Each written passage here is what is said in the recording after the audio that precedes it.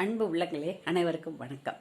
நான் இந்த பெரிய வீடியோவில் எரமுடி ஐயனாரை பற்றி போட்டிருக்கேன். பாகூர் எரமுடி ஐயனாரை பற்றி. அவர் இந்த கம்மாய்க்கு காவலுக்காக அவர் எரமுடி இருந்தார். அவருக்கு துணையாக இந்த ஐயனார் வந்தார். இந்த ஐயனார் மீனாட்சி அம்மன் மேலே ரொம்ப பக்தியாக இருந்தாரோ என்னமோ மீனாட்சி மதுரை வீரனை ஒருத்தர் அனுப்பி வச்சுருக்காங்க. அந்த மதுரை வீரன்ஸில் அங்கே இருந்திருக்கு. அந்த வேலை செய்யும்போது பார்த்தா சாகா மீனாட்சி அனுப்பியிருக்கிறான்னு சொல்லிட்டு மதுரை வீரனை அனுப்பியிருக்கிறான்னு சொல்லிட்டு அந்த மதுரை வீரனையும் பிரதிஷ்டை பண்ணியிருக்காங்க. இந்த கோயில் இந்த ஏரிக்கு எப்படி கட்டினாங்கன்னு சொன்னால், ரொம்ப தூந்து போயிருக்கவும் அந்த அந்த ஊர் ஆட்கள்லாம் சேர்ந்து கூட்டம் போட்டாங்க. கூட்டம் போட்டு பேசும்போது இவ்வளவு செலவாகுமே, நம்மகிட்ட அவ்வளோ பணம் இல்லையேன்னு நினைக்கும்போது அந்த மூலநாதர் கோயில் நடன மணிகள் 2 பேர், வங்காரி சிங்காரி என்ற 2 அக்கா தங்கச்சி மட்டும் தங்களுடைய சொத்துக்களை, அவங்களுக்கு பிள்ளை ஒட்டியெல்லாம் இருக்காது, அதனால் அவங்க தங்களுடைய சொத்துக்களை விற்று நான் எல்லாம் பண்ணுறேன், நகைகள் எல்லாம் விற்று கூட உங்களுக்கு பண்ணித்தாரேன்னு சொல்லி தென்பெண்ணை ஆற்றிலிருந்து சுமார் 13 கிலோமீட்டர் இருக்கும்.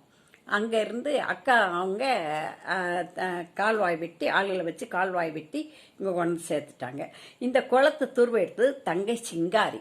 அந்த கால்வாய்க்கு பேர் வங்காரி கால்வாயினே இருந்திருக்குது. இப்போ அது மருவி பங்காறு கால்வாயின்னு சொல்லப்படுதான். அதுக்கப்புறம் இந்த கோயிலில் மற்றும் சில சந்நிதிகளும் இருக்குதான். இது அரங்கனூருக்கு மேற்கு இருந்ததுனால ஊர் காவல் தெய்வமாகவும் அவங்க வச்சிருக்கிறாங்க. அதுக்கப்புறமா இங்கே திருவிழான்போது வேண்டுதல் செய்து உயிரோடு இருக்க குதிரைகளை விடுவாங்க. மண் குதிரைகள் செய்வாங்களாம். தை மாதம் 5ஆம் தேதி ஆரம்பித்து விழாக்கள் சிறப்பாக நடைபெறும் சொல்லியிருக்கிறாங்க. இதுவே இல்லாது அங்கே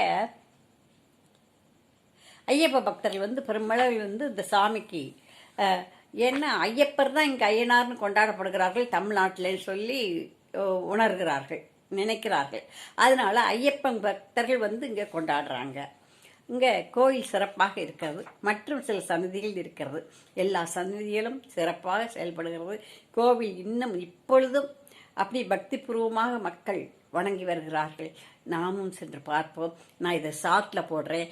இதனுடைய வரலாறு, இந்த எரமுடி ஐயனாருடைய வரலாறு பெரிய வீடியோவில் போட்டிருக்கேன். பாருங்கள், லைக் பண்ணுங்கள், கமெண்ட் பண்ணுங்கள், சப்ஸ்கிரைப் பண்ணிட்டு பாருங்கள். எனக்கு ஒரு ஊக்கமாக இருக்கும், போடுறதுக்கு உற்சாகமாக இருக்கும். எனக்கு செய்யுங்க. நன்றி, வணக்கம்.